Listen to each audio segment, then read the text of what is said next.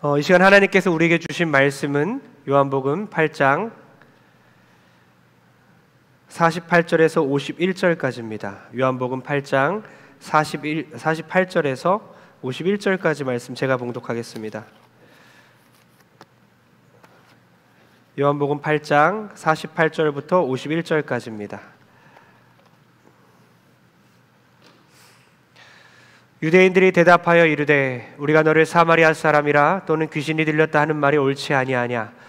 예수께서 대답하시되 나는 귀신 들린 것이 아니라 오직 내 아버지를 공경함이거늘 너희가 나를 무시하는도다. 나는 내 영광을 구하지 아니하나 구하고 판단하시는 이가 계시니라. 진실로 진실로 너희에게 이르노니 사람이 내 말을 지키면 영원히 죽음을 보지 아니하리라. 아멘. 이 시간 나를 판단하시는 분 하나님, 이란 제목으로 하나님 말씀 전하겠습니다. 우리 옆 사람에게 이렇게 한번 인사합니다. 나를 판단하시는 분은 하나님이십니다.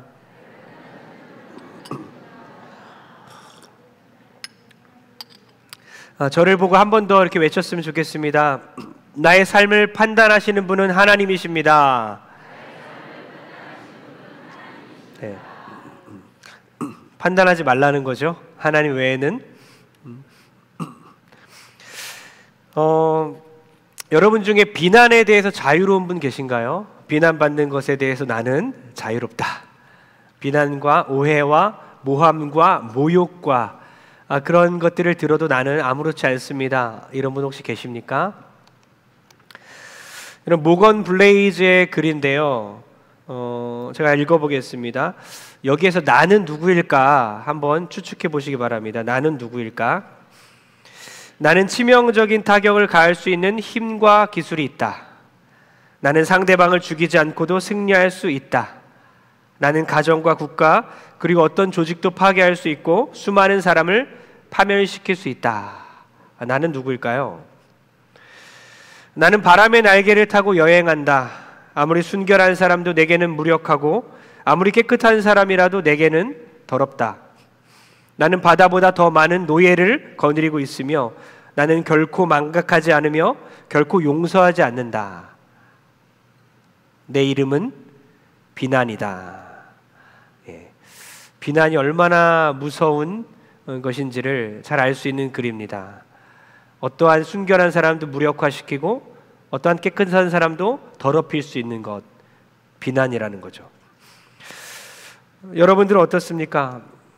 오늘날 수많은 사람들이 말과 글과 인터넷으로 사람들을 비난하고 있습니다. 비난하는 시대를 우리가 살아가고 있어요. 성도님들도 많이 겪으셨죠? 여러분을 잘 아는 사람, 모르는 사람, 그죠? 여러분을 모르면서도 비난할 때 참 마음이 어렵죠.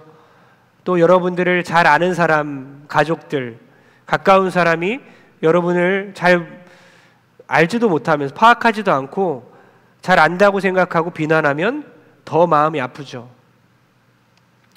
억울한 비난은 참기가 어려워요. 하지도 않았는데 했다고 하고. 그럼 모든 억울한 비난들은 더 감당할 수가 없는 것입니다. 그럴 때 여러분은 어떻게 반응하십니까? 오해받을 때, 비난받을 때, 심지어 위협을 받을 때 여러분은 어떻게 반응하십니까? 오늘 말씀 나를 판단하시는 분은 오직 하나님이란 이 제목으로 말씀을 듣고 깨달아 우리 삶에 찾아오는 모든 오해와 비난과 모욕과 위협에 대해서 유연하게 또 지혜롭게 당당하게 대처하는 저 여러분 되길 주의 이름으로 축복합니다.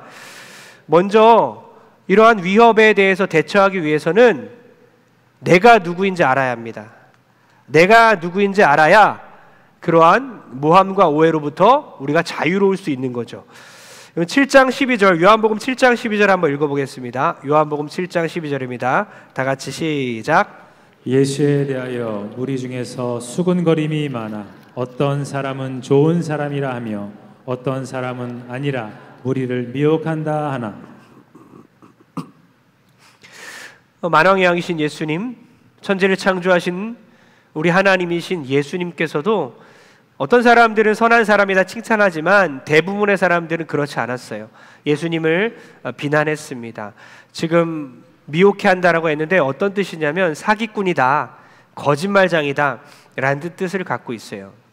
예수님은 만왕의 왕이심에도 불구하고 그렇게 사람들에게 모욕적인 말을 듣게 됩니다. 심지어 이런 수군거림 있잖아요. 예수님에 대해서 수군수군거리고 예수님에 대해 판단하는 이런 말을 들었을 뿐만 아니라 더 심한 말을 듣게 되는데요. 요한복음 8장 48절을 다 같이 읽겠습니다. 시작. 유대인들이 대답하여 이르되 우리가 너를 사마리아 사람이라 또는 귀신이 들렸다 하는 말이 옳지 아니하냐. 유대인들이 예수님을 뭐라고 하냐면 예수 넌 사마리아 사람이야, 넌 귀신 들린 사람이야, 이런 거예요. 그 당시 사마리아 사람이야 라는 것은 너무나 큰 욕이었습니다. 그 당시에는 유대인들과 사마리아인은 적대 관계에 있었잖아요. 그리고 사마리아인들은 우상 숭배자의 대명사였습니다. 그리고 사마리아 땅에서는 주술까지 행해졌기 때문에 사마리아인 하면 귀신 들린 자, 이것이 연결이 되는 거예요. 그래서 사마리아 사람 그리고 귀신 들린 자라고 예수님을 그렇게 비방한 것입니다. 또 미쳤다라는 말 뜻이 또 있어요. 귀신 들렸다는 것은 미쳤다는 거예요. 예수님 보고, 거룩하신 그 하나님이신 예수님을 보고 미쳤다, 귀신 들렸다, 아주 인간만도 못한, 그렇게 비난하고 모욕하고 있는 모습입니다. 이것에 대해서 주님이 뭐라고 말씀하십니까? 8장 49절입니다. 49절 시작. 예수께서 대답하시되 나는 귀신 들린 것이 아니라 오직 내 아버지를 공경하니거늘 너희가 나를 무시하는도다. 하나님 아버지를 공경하고 하나님 아버지를 사랑하고 그러나 너는 나를 무시하는도다. 여기서 우리가 알 수 있는 것은 우리가 아무리 하나님을 사랑할지라도, 하나님을 전심으로 공경하고 주의 길을 갈지라도 무시당할 수 있다는 거예요. 무시당할 수 있다는 겁니다. 왜 이렇지? 내가 뭐가 잘못했나? 그렇게 생각할 필요 없어요. 아무리 하나님을 사랑하고 아무리 하나님을 공경할지라도 무시당할 수 있다는 겁니다. 그것에 대해서 예수님은 어떻게 대처하십니까? 맞서서 싸우는 것이 아니라 자신의 정체성을 드러내요. 그런 비난과 모욕적인 말 앞에서 함께 비판하고 모욕적인 말로 대응하는 것이 아니라 자신의 정체성을 드러내시는 겁니다. 12절에 보니까 나는 세상의 빛이다. 빛 대신 예수님, 에고 에임이 여기서 등장하는 거예요. 나는 세상의 빛이다. 빛이 있으면 어둠이 물러가지 않습니까? 예수님이 바로 빛이시라고 말씀합니다. 23절에 가보니까 나는 세상에 속한 자가 아니다, 하늘에 속한 자다 라고 말씀하시는 거예요. 자신의 소속이 이 땅이 아니라고 말씀하는 거예요. 또한 뭐라고 말씀합니까? 58절에 보니까 나는 아브라함이 나기도 전부터 있었다. 이 말이 안 되잖아요. 수천 년 전에 앞서서 태어나 있었던, 존재했던 아브라함보다 후대 사람인 예수님이 내가 먼저 있었다 라고 말합니다. 이게 뭐죠? 예수님의 선제성이라고 합니다. 먼저 계신 분, 태초부터 계신 분, 먼저 계셨던 분, 영원 전부터 계셨던 분. 그래서 히브리서 13장 8절은요, 제가 읽겠습니다. 예수 그리스도는 어제나 오늘이나 영원토록 동일하시니라. 할렐루야. 어제도 계셨고 지금도 계시며 영원히 계실 분, 우리 주 예수 그리스도, 그분의 선제성과 영원성을 말하고 있는 거예요. 예수님께서는 비난과 모욕을 받으면서 거기에 맞대응하는 것이 아니라 정체성을 다시 한번 드러내시며 예수님이 어떤 분인지를 계시하고 계신 거죠. 사랑하는 우리 성도님들, 여러분들은 어떻게 반응하시겠습니까? 모욕과 비난과 오해와 사람들의 손가락질과 수군거림을 당할 때, 오래전에 그 수군거림 때문에 교회를 떠난 분도 있어요. 그냥 하는 말을 듣게 되니까 못 견디잖아요. 여러분, 수군거림, 비난 많이 당하셨죠? 한국교회는 아마 많이들 하고 있고 몰래 뒤에서 또 대놓고 그런 비난과 수군거림에 대해서 우리가 어떻게 대처할 수 있는가? 이것은 오늘날 너무나 중요한 말씀인 거예요. 예수님이 어떻게 대응하셨을까? 여러분, 오늘 말씀처럼 정체성으로 대응하시길 소원합니다. 맞대응하고 싸우는 것이 아니라 더 큰 비난과 더 큰 세력을 모아서 그 사람을 짓밟아서 내보내는 게 아니라 정체성으로 대응하십시오. 나는 하늘에 속한 자다. 나는 하나님의 아들이다. 나는 하나님의 딸이다. 나는 영생을 가진 자다. 나는 천국에 속한 사람, 천국 갈 사람. 그렇게 정체성을 재확인할 때에 그런 비난과 오해로부터 자유로워질 수 있을 줄 믿습니다. 그래도 안 돼요. 안 될 수가 있어요. 성경을 통해서, 말씀을 통해서 억울함이 풀어집니까? 잘 안 되잖아요. 그럴 때 그냥 하나님 앞에 하소연하십시오. 하나님, 나 억울해서 미치겠습니다. 하나님, 어떻게 이런 일이 있을 수 있겠습니까? 하나님, 이게 뭡니까? 하나님, 그렇게 따지고 하소연할 때에 하나님께서 다독거려 주시고 위로해 주실 줄 믿습니다. 어떤 목사님이 이렇게 말씀하세요. 그렇게 성도님들이 찾아와서 억울함을 호소하는 사람에게 현실적인 조언을 한다고 합니다. 물론 찾아오지 않는 사람은 더 성숙한 사람들이라고 하면서, 왜냐? 그 사람들은 억울함을 잘 참아내고 견디는 사람들. 그러나 못 참아서 오는 사람들에게는요, 현실적인 조언을 이렇게 한대요. 자신의 예를 들면서 얘기한다고 합니다. 자기도 목사로서 자신의 자질과 능력과 설교와 어떠한 행함보다 더 과대평가받을 때가 있다. 도에 지나치게 칭찬하고 나를 좋아해주고 나를 그렇게 평가해줄 때가 있다. 너무나 고맙지만 반대로 살다가 보면 내가 하지도 않았는데 나를 욕할 때가 있고, 나를 원래 한 것보다 더 과소평가하고 나를 그렇게 힘들게 하는 사람도 있다. 그때 본전을 찾았다고 생각하자. 본전치기 했다고 생각하자. 그렇게 말씀하시는 거예요. 그러니까 더 과하게 칭찬받고 과대평가 받은 적도 있으니 내가 모함 당하고 비난받을 때, 과소평가 받을 때는 본전치기 했다 치자. 참 지혜로운 말씀인 것 같아요. 참 위로가 되는 것 같아요. 그러나 한 번 더 생각하기로는 우리 주님께서는 본전치기 이상을 해주실 줄 믿습니다. 우리 억울함을 반드시 풀어줄 줄 믿습니다. 이 땅에서 혹시나 안 풀리더라도 천국에서 해석이 되고 설명이 되고 해결될 줄 믿습니다. 그때까지 우리 어떠한 모욕과 비난이 오더라도 묵묵히 주님의 길을 걸어가는 저 여러분 되길 축복합니다.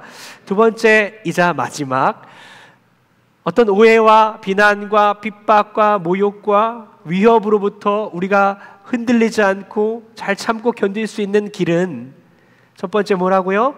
정체성을 재확인하는 길과, 두 번째는요, 주의 영광을 위해 살아가는 거예요. 나는 주의 영광을 위해 살아간다. 59절 한번 읽어보겠습니다. 59절입니다. 시작. 그들이 돌을 들어 치려 하거늘 예수께서 숨어 성전에서 나가시니라. 아멘. 그들이 급기야는 돌까지 들어서 치려 합니다. 수군거리고 비난하고 모욕하고 적대시하고 하다못해 이제 돌을 쳐서 죽이려고 하는 거예요. 그때 예수님이 어떻게 합니까? 숨어서 성전에서 나가시는 거죠. 왜 그러셨을까? 겁장이라서 그랬을까요? 능력이 없어서 그랬습니까? 아니죠. 할 수만 있다면 하시려고 마음만 먹는다면 천군 천사 천군 만마를 동원하여서 싹쓸이할 수도 있는 창조주이시기 때문에. 그러나 그는 힘으로 통치하고 철권 통치하러 이 땅에 오신 것이 아니라 십자가에 못 박혀 죽으시기 위해 이 땅에 오셨기 때문에 그렇게 하시지 않는 거예요. 참는 것입니다. 그러나 십자가의 때가 아직 아니기 때문에 죽는 것도 마음대로 못 하시는 거예요. 십자가에 못 박혀 죽는 것도 때가 차지 아니하면, 그에 해당하는 모욕과 핍박을 받지 않으면 주님은 죽는 것조차 마음대로 하지 아니하시고 순종하셨다는 거예요. 너무나 은혜가 돼요. 하나님 아버지의 뜻에 순종하고 하나님의 판단에 맡기고 오직 하나님께만 영광 돌리는 것입니다. 예수님은 그렇게 사셨어요. 그렇게 공생애를 보내셨습니다. 50절에 자세히 나와 있죠. 50절입니다. 시작. 나는 내 영광을 구하지 아니하나 구하고 판단하시는 이가 계시니라. 아멘. 예수님도 자신의 영광을 위해서 하지 않았다는 것입니다. 하물며 우리이겠습니까? 우리가 우리의 영광을 위해 살면 되겠습니까? 예수님은 하나님 아버지의 영광을 위해서 모든 판단을 아버지께 의탁하셨어요. 아버지의 때에 일하기 원하셨어요. 모든 사역을 주님께, 아버지께 순종하였다는 것입니다. 여러분, 신앙생활하면서 가장 힘든 게 뭡니까? 봉사입니까? 그렇지 않아요? 예배 드리는 겁니까? 그렇지 않아요? 가장 힘든 게 뭐예요? 몸이 힘든 게 아니라 마음이 힘든 거잖아요. 마음이. 교회 와서 당연히 위로가 돼야 되는데 세상 사람들보다 더 못한 것을 볼 때 가슴이 터지는 것입니다. 이 마음이 힘드니까 신앙생활이 힘들고 하나님도 없는 것 같고 인생이 힘든 거예요.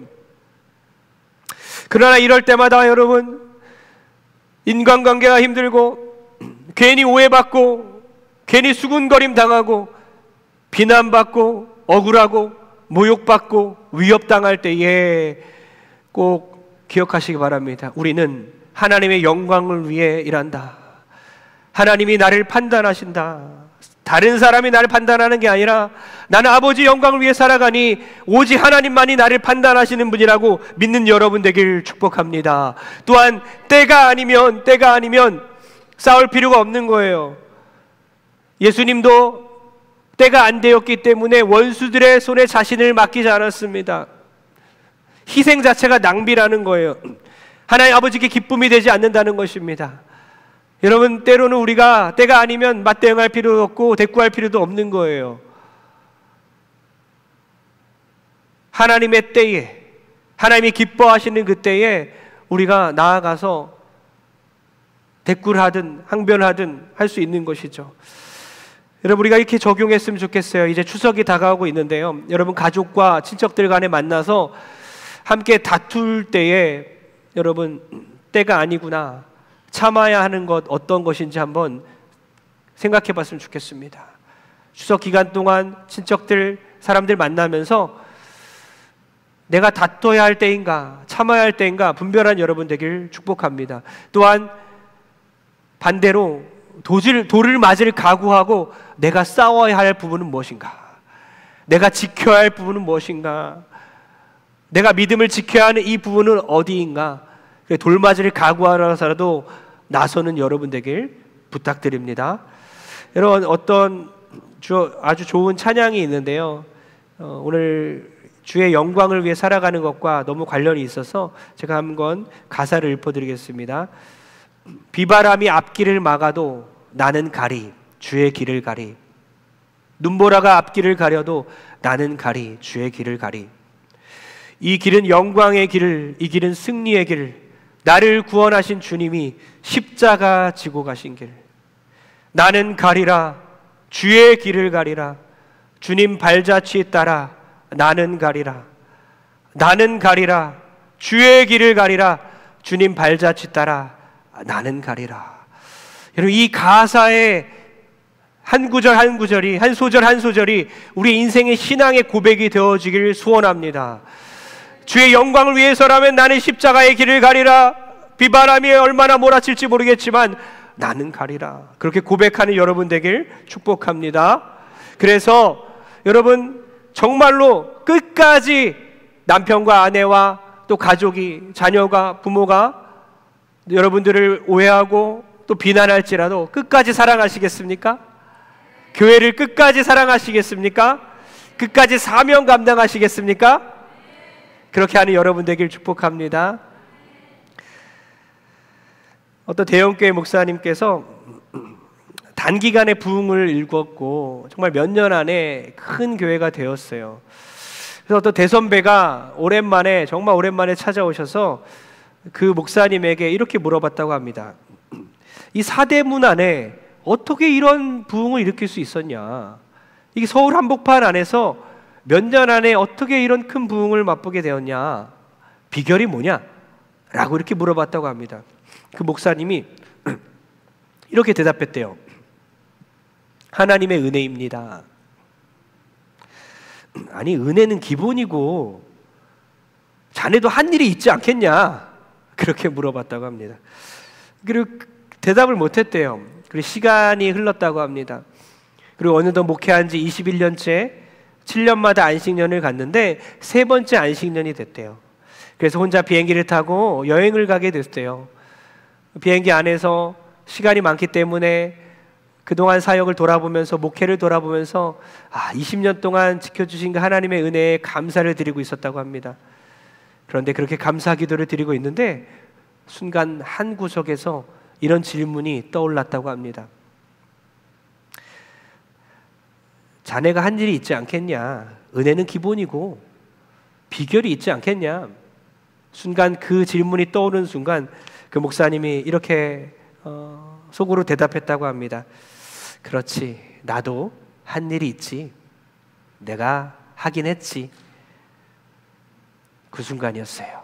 그 조용했던 그 비행기 안에서 청천벽력 같은 음성이 들렸다고 합니다. 네가 한 게 뭔데? 네가 뭘 했는데? 이런 음성이 들렸대요. 너무나 억울했다고 합니다. 순간 눈물이 막 폭 쏟아지기 시작했대요. 하나님, 그럼 나는 뭐 한 겁니까? 20년 동안 나는 한 게 없다고 꾸짖으시면 나는 도대체 뭘 한 겁니까? 라고 막 울기 시작했다고 합니다. 근데 아무 말씀도 없으셨대요. 그러다가 마음속에 고린도전서 15장 10절이 생각나게 하셨다는 거예요. 제가 읽어보겠습니다. 그러나 내가 나 된 것은 하나님의 은혜로 된 것이니 내게 주신 그의 은혜가 헛되지 아니하여 내가 모든 사도보다 더 많이 수고하였으나 내가 한 것이 아니요 오직 나와 함께 하신 하나님의 은혜로라. 사도 바울의 고백이죠.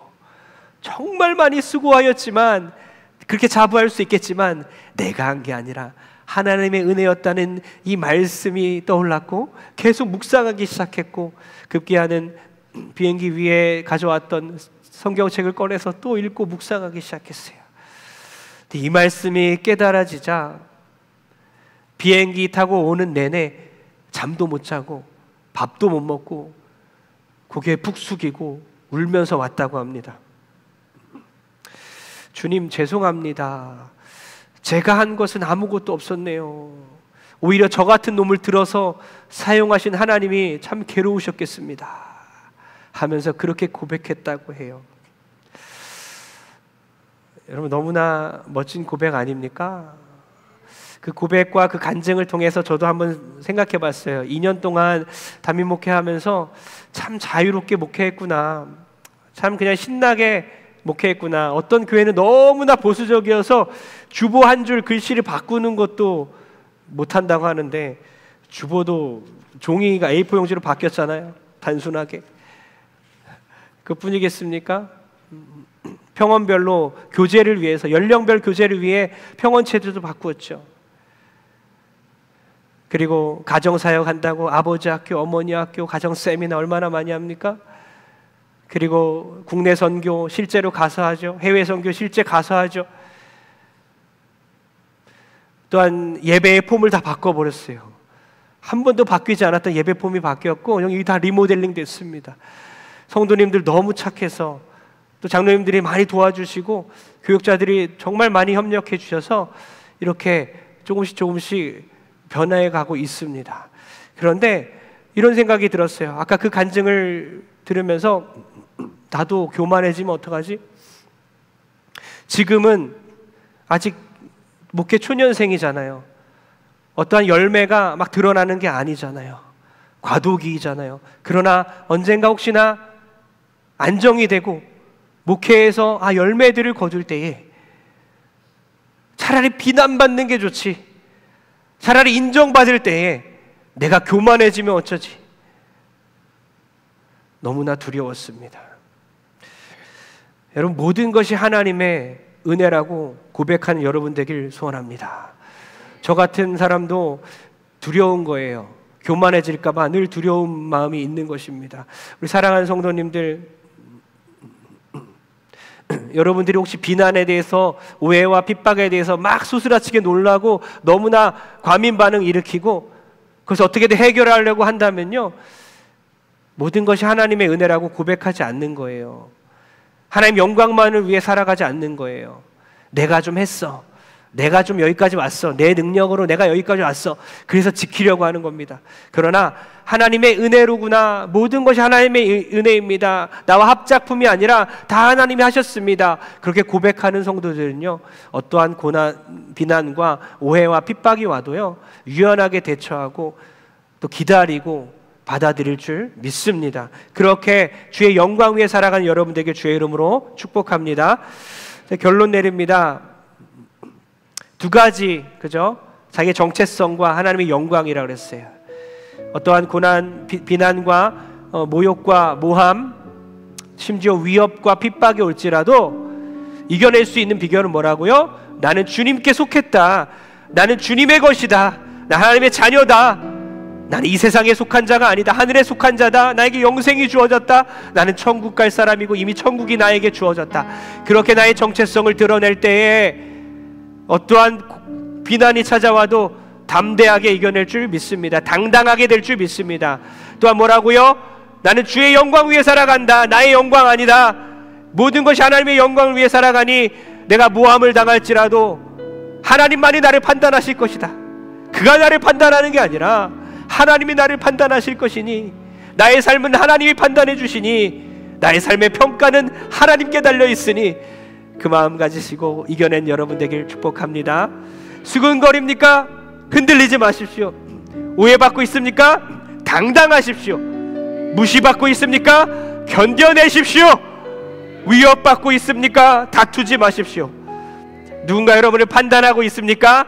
두려워하지 마십시오. 우리의 삶은 오직 하나님께서 판단하십니다. 그 하나님만 바라보시고 주님의 속한 자로서, 주님께 속한 자로서 주의 영광만을 위하며 살아가는 저 여러분들에게 주의 이름으로 축복합니다.